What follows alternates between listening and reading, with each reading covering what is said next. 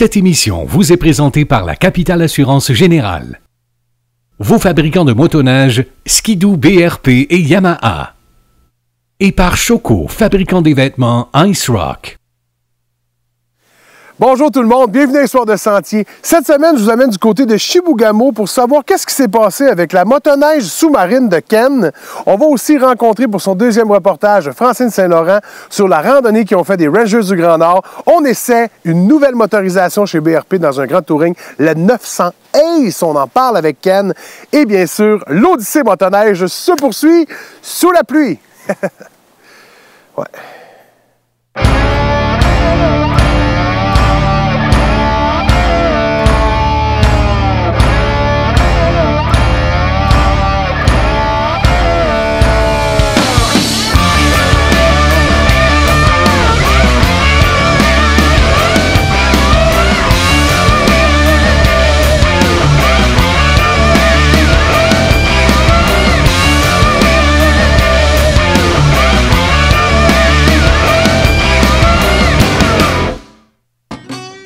On vous a présenté un événement qui s'appelle le Raid Boréal et c'est là où, malheureusement, j'ai mis une motoneige à l'eau, donc sous l'eau. Problème de navigation de ma part, aucunement de la faute de personne d'autre que, bon, motoneige qui avance pas bien ne flotte pas. Et à force de discussion avec plusieurs personnes du coin là-bas, il y a un nouvel ami que je connais depuis peu, mais qui est devenu un très bon ami, Richard Boily, qui me dit « inquiète-toi pas, on s'en occupe ». J'ai mis la motoneige à l'eau le vendredi, je me trompe pas, le mardi ou le mercredi d'après, Richard m'appelait, il dit « Température parfaite, on a un petit après-midi relax avec les gars, on va aller chercher ça, ton skidoo, inquiète-toi pas ». Ils ont commencé par localiser la motoneige avec un sonore. Une fois la motoneige localisée, ils prennent une caméra de plombier qu'on rentre dans les tuyaux pour aller filmer le skidoo. Et ensuite, ils descendent un crochet pour aller accrocher, là, ce qui a été le plus facile dans mon cas, c'est d'accrocher le patin.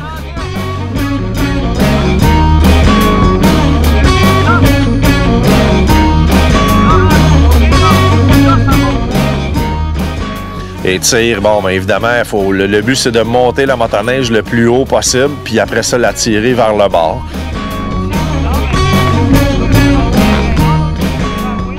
On a pogné quelque chose à la pêche, on va le faire sécher, puis on s'en occupe après.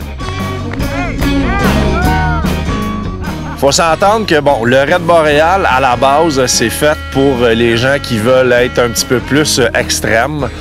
C'est de la motoneige hors piste sur un tracé GPS pendant plus de 500 km. C'est aucunement de la faute de personne, vraiment pas de la gang du Raid Boréal qui organise un événement vraiment de très grande envergure. C'était clairement indiqué de ne pas passer là, qu'il fallait faire le tour de la petite île.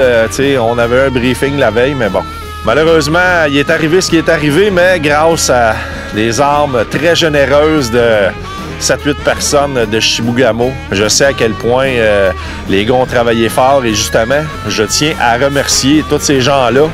Évidemment, la première personne qui a mis comme vraiment l'équipe en branle, Richard Boily. Merci beaucoup à Richard, c'était un être vraiment merveilleux. Paul Boulanger et Luc Bonneau qui étaient dans l'équipe de course avec Richard qui ont participé au Raid Boréal. Éric Mailloux, Gilles Roberge, Gilles Coulombe et Hugo de Escapade de Boréal qui est une des personnes qui travaille à l'organisation du Raid. Merci beaucoup à Hugo, c'est lui qui nous a fourni les images pour le topo. Merci beaucoup à tous ces gars-là qui ont rendu le sauvetage de ma motoneige paraître comme quelque chose de très, très, très facile. Les gens de Chibougamau, merci beaucoup, je vous en dois une.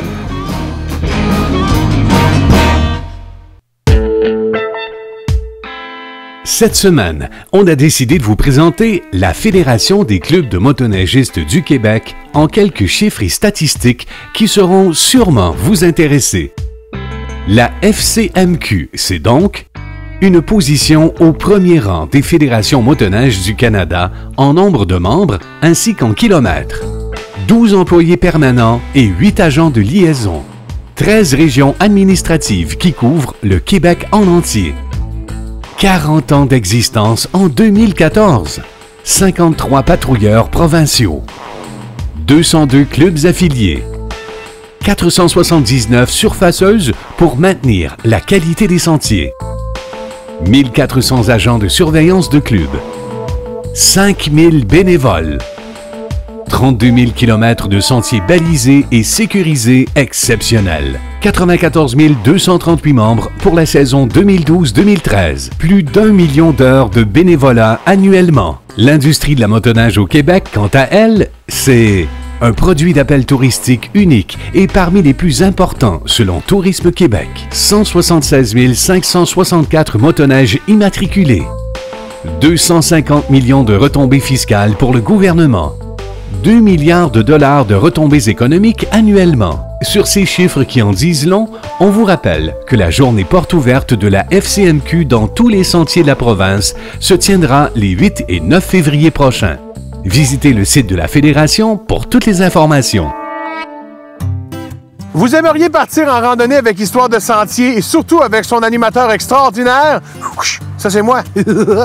Eh bien, allez sur notre page Facebook pour participer à notre concours. Vous pourriez gagner une randonnée avec toute l'équipe au grand complet et moi-même. Et on vous loge pendant une belle nuit au Rabasca Lodge. Allez sur la page Facebook pour participer. Pas la mienne, celle de Histoire de Sentier.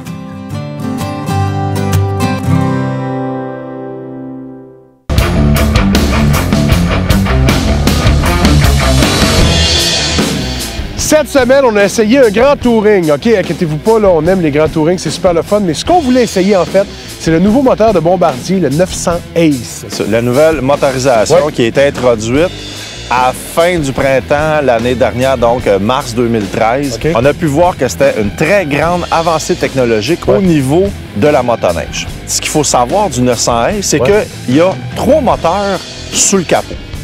Parce que c'est tout géré par un ordinateur. On sait que les ordinateurs ont énormément évolué. Donc, dans le 900 Ace, avec ce groupe de moteurs-là, il y a un gros ordinateur qui contrôle tout, en fait. Qui contrôle le régime, le couple, l'accélération. C'est vraiment d'essence qui rentre, j'imagine. C'est ça. C'est vraiment tout contrôlé. Donc, on est capable d'avoir 3 moteurs. Il y a le mode standard. Il n'y a pas d'accélération. Tu sais, c'est pas un moteur qui va accélérer en très grande puissance ou qui va décoiffer. Sinon, il y a le mode sport. Les paramètres d'embrayage sont un peu changés versus la calibration du moteur. Fait que là, on a des reprises qui sont un petit peu meilleures en courbe, en accélération. Et là, on n'a pas de limite moteur de prévu par l'ordinateur. Donc, c'est notre limite à nous. Il y a aussi le mode apprentissage un peu de... Il y a le mode, c'est ça. Il y a 2 autres modes. Il y a un autre mode dans le fond du moteur qui est le mode économique. Le mode économique, c'est la personne qui veut vraiment s'en aller tranquillement, fait sa petite chose, mais on parle d'une économie d'essence jusqu'à 500 km. 500 km en mode économique, ça a l'air que ça a déjà été réussi cette année et l'année passée. Mais évidemment, on ne cherche pas la puissance. On veut un moteur qui est économique. Là, ensuite de ça, vient la clé d'apprentissage. Donc, la clé d'apprentissage est d'une couleur différente. C'est surtout fait pour les locataires, pour s'assurer que les personnes qui sont moins habituées avec la conduite de la motoneige n'aient pas une motoneige trop puissante sous les mains et qu'il n'arrive pas d'accident un petit peu malheureux. Et c'est bon aussi pour le père de famille où tu le prêtes à ton ami, ta femme, ton grand-père qui est moins habitué. Tu vas essayer ça, la motoneige, pas de problème. Tu lui prêtes ça, donc il se fera pas peur, il fera pas de dommages à personne. Puis après ça, si on voit que la personne s'habitue, là, on peut changer la clé. On peut jouer avec les modes de conduite économique, standard ou sport. Bref, Ken, le 900 Ace va probablement s'imposer dans le marché de la motoneige dans les prochaines années parce que vraiment, au niveau de l'économie, au niveau de la sécurité, c'est un moteur extraordinaire. T'sais. Ce qui est le fun, c'est que c'est une grosse avancée technologique de la part de Ski-Doo. Et là, ce qu'on attend, c'est de voir comment les autres vont réagir. Par rapport au moteur 900 Ace. Donc, après ça, voir comment les autres manufacturiers vont réagir par rapport à ça, s'ils vont offrir un produit semblable. Parce que pour l'instant, on a le 900 Ace qui est aussi avancé technologiquement que ça. Et c'est tout pour le moment. On est sûr qu'il y a quelque chose qui s'en vient, mais... bravo, Bombardier. Bravo. Qu'il y a des surprises pour les prochaines années. Avant-gardiste. Ce reportage sur les Rangers du Grand Nord vous est présenté par la Capitale Assurance Générale, l'assureur québécois des motoneigistes, en collaboration avec Sport Colette Rive-Sud. Dans le reportage précédent, on a eu la chance de voir les rangers faire des kilomètres et vivre dans des conditions extrêmes, sur des tentes. Et ça, dans le but d'aller sauver ou partir à la rescousse des gens qui sont dans une situation extrêmement difficile. Alors, soit ce soit le chasseur ou le pêcheur qui est allé s'aventurer sur des banquises et il lui est arrivé une catastrophe, il s'est blessé, ou des gens qui sont perdus. Moi, j'ai accompagné la patrouille d'Evo-Evic, qui est composée de femmes et d'hommes. Être ranger, ça prend quelqu'un qui se débrouille, qui veut aider son prochain. La plupart des gens qu'on a ici, c'est des gens qui sont très impliqués au niveau de la communauté, déjà là parce que c'est ce qui les intéresse. Nous autres, qu'est-ce qu'on veut qu'ils viennent faire? Bien, c'est ça. C'est faire des recherches et sauvetage, mais c'est donner à leur prochain. Aller chercher des gens qui sont en détresse, aller aider quelqu'un d'autre, aller aider un autre groupe. On a vu ça avec les avalanches à Blanc-Sablon, les avalanches aussi à George River. C'est des gens qui vont tout lâcher pour pouvoir aller travailler pour aider son prochain. Ici, dans le Nord, être ranger, c'est une fierté. C'est des gens qui sont fiers de porter leur chandail rouge. Même des fois, on a de la misère à leur faire porter seulement quand ils sont payés, parce qu'ils sont tellement fiers de le porter, ils voudraient le porter. Il y a certains le porteraient tout le temps.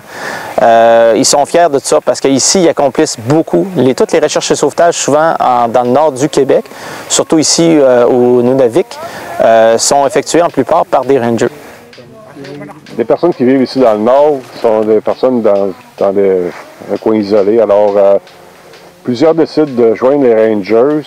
C'est un moyen de se valoriser, surtout pour un jeune, d'apprendre à vivre en groupe, apprendre de nouvelles choses, de se développer, développer un leadership, voir ses capacités personnelles, puis d'apprendre à vivre avec les autres.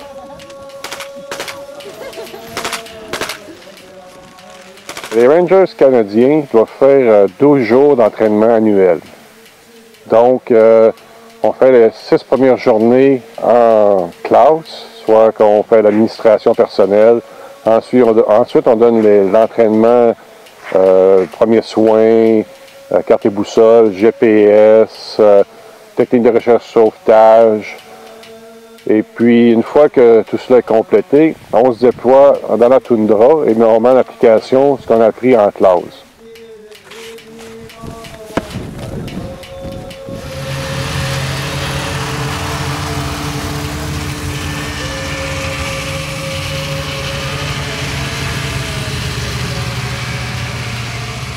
Ils ont appris à faire des pistes d'atterrissage parce qu'il se peut aussi qu'ils aient besoin d'un avion pour aller secourir quelqu'un qui est pris, qui est prisonnier. Donc, mais il n'y a pas de piste, on n'est pas à Dorval, donc ils sont obligés de faire des pistes d'urgence. Et la façon qu'ils s'y prennent, bien là, ils vont former un escadron de motoneige, ils vont repasser, mais ils choisissent un endroit. Alors, il faut que ça soit loin des montagnes parce que l'avion doit les voir de loin et il faut aussi éviter d'avoir des obstacles pour l'avion parce que vraiment l'avion va atterrir dans des conditions extrêmement difficiles. Donc une fois qu'ils ont aplani avec les motoneiges, mais la job n'est pas encore faite, donc ils sont obligés de prendre des pelles puis de casser ou d'enlever les motons de glace là, parce qu'il faut qu'il n'y ait pas d'obstacle quand l'avion va atterrir.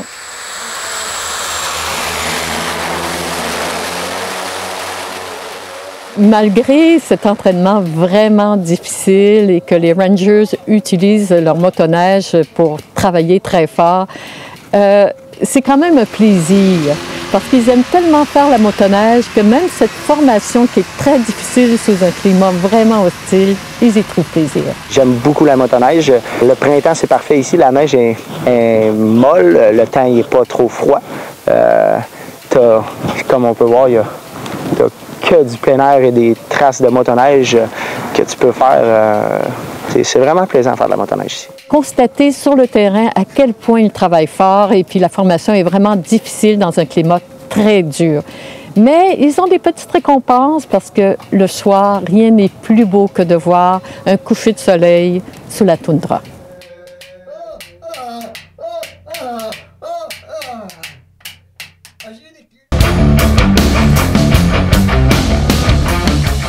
On parle aujourd'hui des sacs au sec. On en a parlé en quad, ouais. qui sont très pratiques pour la pluie, mais là, attention tout le monde, on l'a essayé pour l'Odyssée motoneige et c'est très pratique encore pour l'hiver, pour la neige. Ça, on va juste faire un petit rappel vite, pour que les gens de motoneige soient au courant aussi. C'est sûr qu'il y a des multitudes de sacs que vous pouvez acheter qui vont aller mieux avec votre style de motoneige.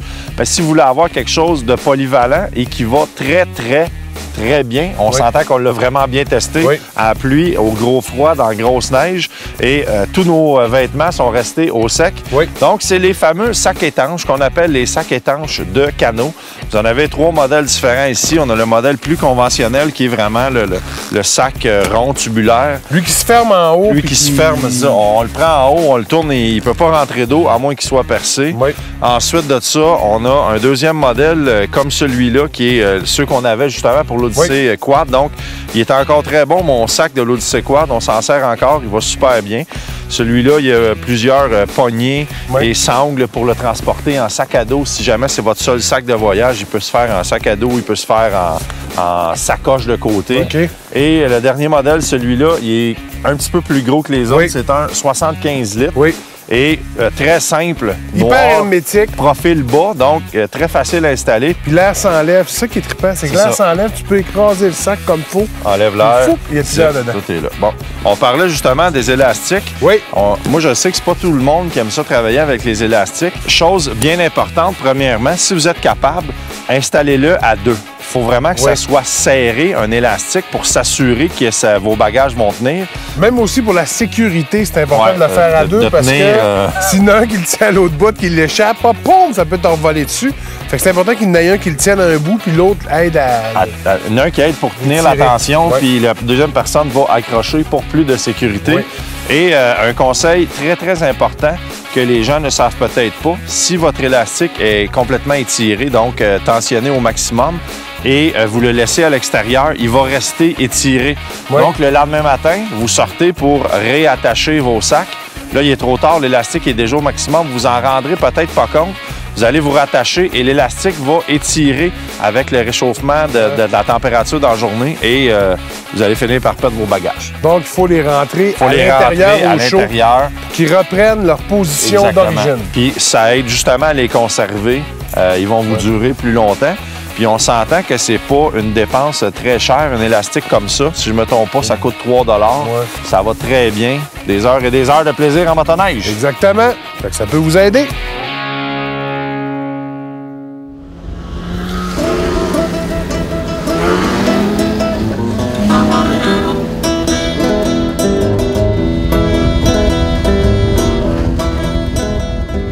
C'est sûr qu'au début, avec Dame Nature, la météo, on n'était pas certain de ce que ça donnerait.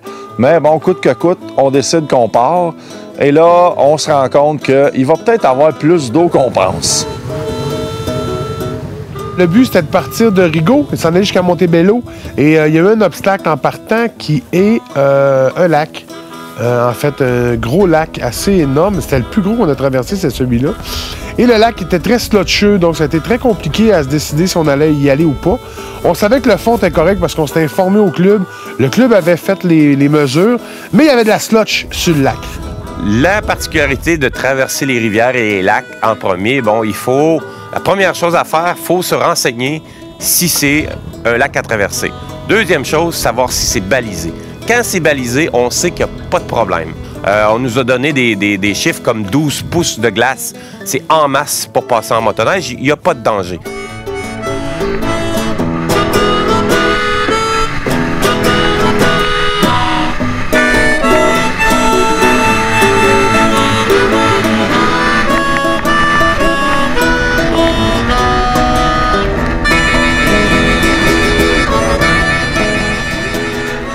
Donc, on a décidé de partir et d'essayer le lac un petit peu.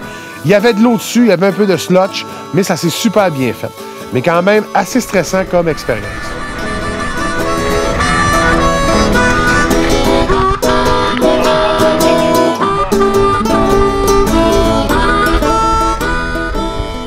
C'est la particularité de la motoneige. Contrairement souvent à de la moto ou du quad où on peut se fier sur la météo, L'hiver, on sait jamais. On sait tout le temps quand on part, mais à l'arrivée, ça dépend de beaucoup de choses. On dira ce qu'on voudra.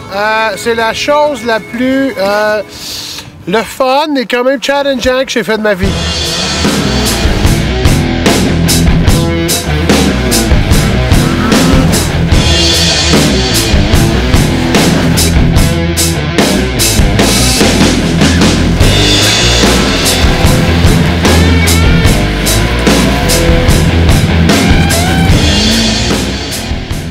On s'est dit, on va se donner une grosse journée. On savait qu'on avait une grosse journée, près de 300 km pour se rendre à Montebello. Et là, on s'est vite rendu compte, moi et Pat, que Montebello serait peut-être pas une option valable. Premièrement, les rivières en slotch. Tous les lacs étaient sur la grosse slotch. Donc, impossible de se rendre à Montebello dans un temps raisonnable et surtout en restant sécuritaire. Un peu de découragement aussi, je dois le dire, de ma part. J'étais très découragé, très tanné, puis je faisais comme, voyons, ça n'a pas de sens. Ça va bien aller! Puis une année, ben, Ken a eu la brillante idée de nous faire coucher où est-ce qu'on était rendu. On s'est fait recommander un bed and breakfast ou un gîte qu'on s'attendait absolument à rien et on a tombé sur ce petit joyau des bed and breakfast au Québec, un des plus beaux que j'ai vu de toute ma vie. Faut que je tienne le... Ouais. Ça fait une journée que j'ai le goût. J'ai une petite tisane au gingembre puis à la poire. C'est bon, là.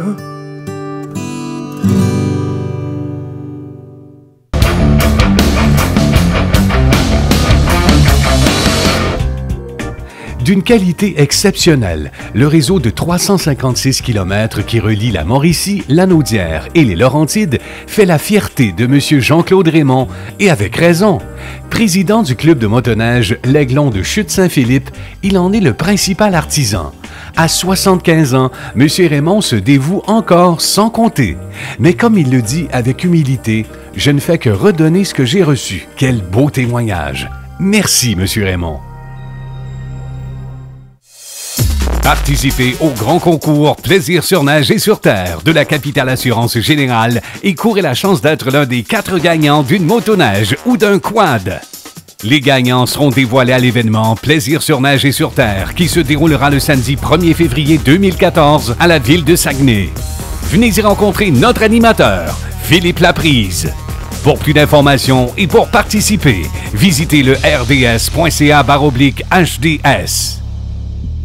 Merci beaucoup d'avoir été à l'écoute. La semaine prochaine, je vous amène dans mon coin de pays. Je vous fais visiter un peu le Saguenay-Lac-Saint-Jean avec 2 de mes meilleurs chums en motoneige. Ratez pas ça. Cette émission vous a été présentée par la Capitale Assurance Générale, vos fabricants de motoneige Ski-Doo, BRP et Yamaha, et par Choco, fabricant des vêtements Ice Rock.